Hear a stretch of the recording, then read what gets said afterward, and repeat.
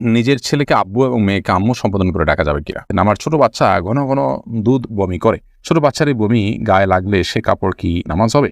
পার্লারে কোকড়া চুল সোজা করলে কি গুনাহ হবে?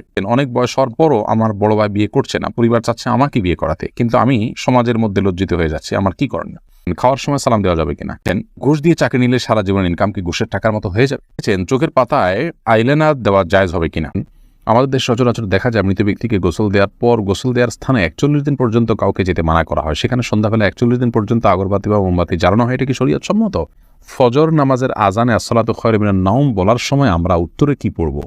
আবেগের বসে ফোনে দুজন কবুল বলে ফেলেছি, আমাদের কি বিয়ে হয়ে গিয়েছে? মনের মধ্যে খারাপ চিন্তা আসলে কি করেন? এডি থেকে নামাজে দাঁড়ানোর পর নাকি ডান পায়ের বুড়ো আঙ্গুল নাড়ানো যায় না, এটা কি সত্য? আমি একজন দর্জি, মহিলাদের পোশাক তৈরি করি। আমি যদি কোনো মহিলাকে তার ইচ্ছা মতো ডিজাইন জামা বানিয়ে দিই আর সে যদি সেটা পরে বেগানা পুরুষের সামনে যায়, দেখি আমার পাপ হবে? আমার মেয়ের বয়স ৩ বছর, সে আমার নামাজের আদায়ের সময় বারবার সামনে আসে, তাতে কি গুনাহ হবে? আমার নামাজ নষ্ট হবে কিনা? চলুন তাহলে আর বিলম্ব না করে আপনাদের প্রশ্নের উত্তর দেওয়ার আলোকিত ভবনে আমরা প্রবেশ করি এবং শুরু করি আমরা প্রশ্নোত্তর দেওয়ার পালা। আবু রেজা ইনুর আপনি লিখেছেন, আমার ছোট বাচ্চা ঘন ঘন দুধ বমি করে। ছোট বাচ্চার এই বমি গায়ে লাগলে সে কাপড় কি নামাজ হবে?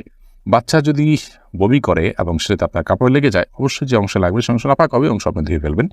বাকি কাপড় পাক আছে, বাকি থাকবে, যেটুকু লাগবে সেটুকু ধুয়ে ফেললেই পাক হয়ে যাবে। রেজাউল আমিন আপনি লিখেছেন, অনেক বয়স হওয়ার পরও আমার বড় ভাই বিয়ে করছে না, পরিবার চাচ্ছে আমাকে বিয়ে করাতে, কিন্তু আমি সমাজের মধ্যে লজ্জিত হয়ে যাচ্ছি, আমার কি করণীয়? লজ্জিত আর কিছু নেই। বিয়ে বড় ভাইয়ের আগে ছোট ভাই করলে যে কোনো গুনাহ হয় এরকম না, এটাকে দোষণীয় মনে করাটা আমাদের সমাজের ত্রুটি বরং। অতএব এই সমাজের ভুল ভাঙার চেষ্টা করাটা দোষণীয় কিছু না। আপনার পরিবার যে আপনাকে বিয়ে করতে চাচ্ছে এটাই তো শুকর আদায় করার মতো বিষয়। যে অনেক পরিবার তো বড় ভাই বিয়ে না করলে ছোট ভাইকে আটকে রাখেন, আপনার বড় ভাই আটকাচ্ছে না, আমার মনে হয় আপনার বিয়ে করতেই আগ্রহী হওয়া উচিত। এইচএস সাথে আপনি লিখেছেন, পার্লারে কোকড়া চুল সোজা করলে কি গুনাহ হবে? কোকড়া চুল আপনার যদি মনে করেন যে এটা আপনার সৃষ্টিগত একটা সমস্যা, আপনার এটা রোগের মতো অস্বাভাবিকতা আছে এর মধ্যে, তাহলে সেক্ষেত্রে এটা সোজা করার জন্য আপনি চেষ্টা করলেন এবং ব্যবস্থা নিলেন, তাতে ইনশাআল্লাহ গুনাহ হবে না। নারুজ্জামান সরকার এডি থেকে আপনি লিখেছেন, ঘুষ দিয়ে চাকরি নিলে সারা জীবন ইনকাম কি ঘুষের টাকার মতো হয়ে যাবে? না, ঘুষের টাকা দিয়ে ঘুষ দিয়ে যদি চাকরি নেন, চাকরিটা যদি হালাল হয় তাহলে আপনার সারা জীবনের ইনকামটাই হারাম হয়ে যাবে, ওটা সেরকম না। তবে ঘুষ দিয়ে চাকরি দিয়ে যে অন্যায় করেছেন সেটুকু আপনি হারাম কাজ করেছেন এবং তার জন্য আল্লাহর কাছে আপনাকে তওবা করতে হবে, ইস্তিগফার করতে হবে এবং গুনাহ থেকে বেরিয়ে আসার জন্য চেষ্টা করতে হবে। পরবর্তী যেন আর কখনো না হয় বল সে চেষ্টা করতে হবে, কিন্তু পরবর্তীর উপার্জনগুলো আপনার এর কারণে সবগুলো হারাম হয়ে যাবে না। শিহাব আপনি লিখেছেন, খাওয়ার সময় সালাম দেওয়া যাবে কিনা? খাওয়ার সময় সালাম দেওয়া নেওয়াতে মৌলিকভাবে কোনো অসুবিধা নেই, যদি ডিস্টার্ব ফিল না করেন যাকে সালাম দিয়েছেন তিনি, তাহলে সেক্ষেত্রে খাওয়ার ফাঁকে ফাঁকে আমরা কথা বললে সেটা যেরকম নাজায়েজ নয়, ঠিক সালাম আদান প্রদান করলে সেটা নাজায়েজ নয়। আমরা অনেকে মনে করি খাওয়া আর ইবাদত করা সমান, খাওয়া আর নামাজ পড়া সমান, এরকম অনেক মুখরোচক কথা বা অনেক বলি আমরা শুনতে পাই, এগুলোর কোনো ভিত্তি নেই। নামাজ এরকম কথা বলা যায় না, সালাম দেওয়া যায় না, খাওয়ার সেরকম কথা বলা যাবে না, বোবার মতো বসে খেতে হবে এবং সালাম দেওয়া যাবে না, এরকমটা আমরা অনেকে মনে করি, এটা সঠিক নয়। চোখের পাতায় আইলাইনার দেওয়া জায়েজ হবে কিনা? আপনি আইলাইনার যদি দেন বা সাজসজ্জার জন্য দেন, তাহলে সেক্ষেত্রে চোখের সৌন্দর্য বৃদ্ধি করার উদ্দেশ্যে দিতে পারেন। স্বামী থাকলে স্বামীকে প্রদর্শন করবার জন্য, কিংবা মাহারামদের সামনে শুধুমাত্র এটি প্রদর্শিত হবে। আর যদি রাস্তাঘাটে গায়ে মাহারামদের সামনে এটি প্রদর্শন করার উদ্দেশ্য হয় বা ওপেন সবার জন্য আপনি নিজের সৌন্দর্যকে প্রকাশ করার উদ্দেশ্যে দিয়ে থাকেন, তাহলে সেক্ষেত্রে এটা নাজায়েজ এবং গুনাহ হবে। আশরাফুল হক শুভ আপনি জানতে চেয়েছেন, আমাদের দেশ সচরাচর দেখা যায় মৃত ব্যক্তিকে গোসল দেওয়ার পর গোসল দেওয়ার স্থানে ৪১ দিন পর্যন্ত কাউকে যেতে মানা করা হয়। সেখানে সন্ধ্যাবেলা ৪১ দিন পর্যন্ত আগরবাতি বা মোমবাতি জ্বালানো হয়, এটা কি শরীয়ত সম্মত? কোনো জায়গায় মৃত ব্যক্তিকে গোসল দেওয়া হলে সেখানে এই প্রথাটি আমাদের সমাজে অনেক ক্ষেত্রেই প্রচলিত আছে, যে আগরবাতি বা মোমবাতি ইত্যাদি সেখানে আপনার জ্বালানো হয় এবং সন্ধ্যাবেলা ৪১ দিন পর্যন্ত এই কাজটি করা হয়, কেউ সেখানে যেতে চাইলে নিষেধ করা হয়। এটি সম্পূর্ণ কুসংস্কার এবং এ ধরনের বিশ্বাসগুলো শিরকি বিশ্বাস, কুসংস্কারচ্ছন্ন বিশ্বাস। এর বেশিরভাগই এসছে হিন্দু সমাজ থেকে।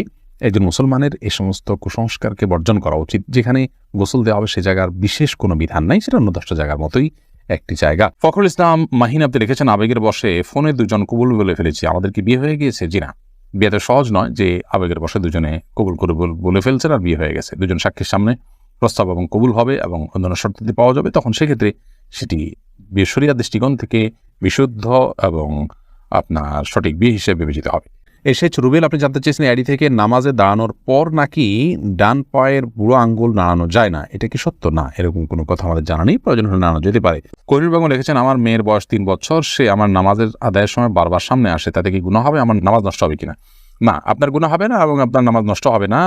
তবে ছোট বাচ্চা আপনার নামাজের খুব বেশি সমস্যা তৈরি করবে এরকম মনে হলে অন্য কেউ থাকলে তাদেরকে দিয়ে তাকে ধরে রাখার বা তাকে নিয়ন্ত্রণ করার ন্যূনতম চেষ্টা করা উচিত। মাহমুদুল হাসান ভুঁইয়া আপনি জানতে চেয়েছেন ফজর নামাজের আজানে আসসালাতু খায়রুম মিনান নাওম বলার সময় আমরা উত্তরে কি পড়ব? এক্ষেত্রে জমহুর ফোকাহা বা বেশিরভাগ ইমামগণের মত হলো সদাক্তা ও বারারতা। আসসালাতু খায়রুম মিনান নাওম মানে হলো সলাত বা নামাজ, এটা ঘুম থেকে উত্তম। এটি যখন মুয়াজ্জিন বলবেন তখন তাকে বলতে হয় সদাক্তা অবারার্তা, অর্থাৎ হে মুয়াজ্জিন তুমি সত্য বলেছ এবং ভালো বলেছ, ভালো কাজ করেছ। এই কথা বেশিরভাগ ফোকাহা একরাম বা জমহুর ফোকাহা একরাম বলতে বলেছেন মুয়াজ্জিনের জবাবে, এবং একটি রেওয়ায়েতে এটি এসছে, যদিও রেওয়ায়েতটা সনদকে অনেক মুহাদ্দিসগণ যায়ীফ বলেছেন। আর এই কারণে অন্য একদল উলামা একরাম বলেন যে আসসালাতু খায়রুম মিনান নাওম যখন বলবো আমরা মুয়াজ্জিন যখন আসসালাতু খায়রুম মিনান নাওম বলবে আমরাও আসসালাতু খায়রুম মিনান নাওম বলবো। এর কারণ হলো যে আসসালাতু খায়রুম মিনান নাওম এই বাক্যটি মুয়াজ্জিনের বাক্য, আর এক্ষেত্রে নবী আলাইহিস সালামের সাধারণ যে নির্দেশনা বুখারী মুসলিমে আসছে যে ফাকুলু মিসলা মা ইয়াকুল ইযা সামি'তুমুন নিদা, যখন তোমরা মুয়াজ্জিনের আযান শুনবে ফাকুলু মিসলা মা ইয়াকুল মুয়াজ্জিন, তখন মুয়াজ্জিন যা বলবে হুবহু তোমরা তা বলো। শুধুমাত্র হাইয়া আলাস সালাহ হাইয়া আল ফালাহর মধ্যে নবী আলাইহিস সালাম হাদিসে লা হাওলা ওয়া কুওয়াতা ইল্লা বিল্লাহ বলতে বলেছেন। অতএব দুইটা বাদে বাকি সবগুলোতেই ওই হাদিসের সাধারণ যে নির্দেশনা সেটা অনুযায়ী আসসালাতু খায়রুম মিনান নাওম শুনলে আসসালাতু খায়রুম মিনান নাওম অর্থাৎ হুবহু এটা অনুকরণ করার নির্দেশনা দিয়ে থাকেন। সামি আপনি লিখেছেন মনের মধ্যে খারাপ চিন্তা আসলে কি করণীয়? মনের মধ্যে খারাপ চিন্তা যদি আসে তাহলে সেক্ষেত্রে প্রথমত সেখান থেকে নিজেকে সরাবার জন্য আপনার চেষ্টা করা। খারাপ চিন্তা যে কারণে আসে, যে জায়গায় গেলে আসে, বিচরণ করলে সেই জায়গাগুলোতে সরে আসা এটা কর্তব্য।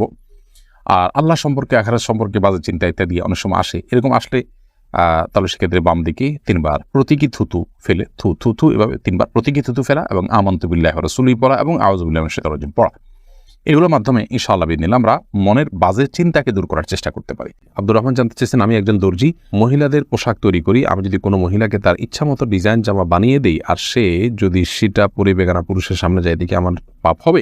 যদি এমন হয় যে পোশাকটা বানানোই হচ্ছে পাপের কাজের জন্য আপনি জানেন, তাহলে সেক্ষেত্রে তাকে সহায়তা হবে তার সেটা তৈরি করে দিলে। সেজন্য এটি তৈরি করার ক্ষেত্রে আপনি ডিনাই করা উচিত, এতটুকু এখতিয়ার অধিকার আপনার থাকা উচিত, এবং ইমানি গায়রত যেটাকে আবার ইমানি আত্মসম্মান বোধ সেটা আপনার থাকা উচিত। আর যদি এই লেভেলের সমস্যা না হয়, বরং এটা তিনি বাসায় পড়তে পারেন, তার স্বামীর সামনে পড়তে পারেন, বাহিরে পড়তে পারেন, কি করবেন আপনি জানেন না, তাহলে আপনি খুঁচিয়ে তাকে জিজ্ঞেস করার কোনো প্রয়োজন নেই, এবং এর কারণে আপনার গুনাহ হবে না। তিনি যদি এটাকে অন্যায় কাজে ব্যবহার করেন ইনশাআল্লাহ আপনার গুনাহ হবে না। এস.এ. হাবিব আপনার প্রশ্নটি আপনি লিখেছেন নিজের ছেলেকে আব্বু এবং মেয়েকে আম্মু সম্বোধন করে ডাকা যাবে কিনা? স্নেহের জায়গা থেকে বা মমতা করে তাদেরকে আব্বু বা আম্মু ডাকতে কোনো অসুবিধা নেই। এটার উপকর্থে আব্বু আম্মু ডাকা হয়। আব্বু আম্মু ডাকার মানে এই না যে আমার কাগজে কলমে জন্মদাতা পিতা বা মাতা হিসেবে তাদেরকে ঘোষণা দিলাম, এরকম তো আর কেউ করে না। অতএব স্নেহের বসে তাদেরকে আব্বু কিংবা আম্মু ডাকাতে কোনো সমস্যা নেই।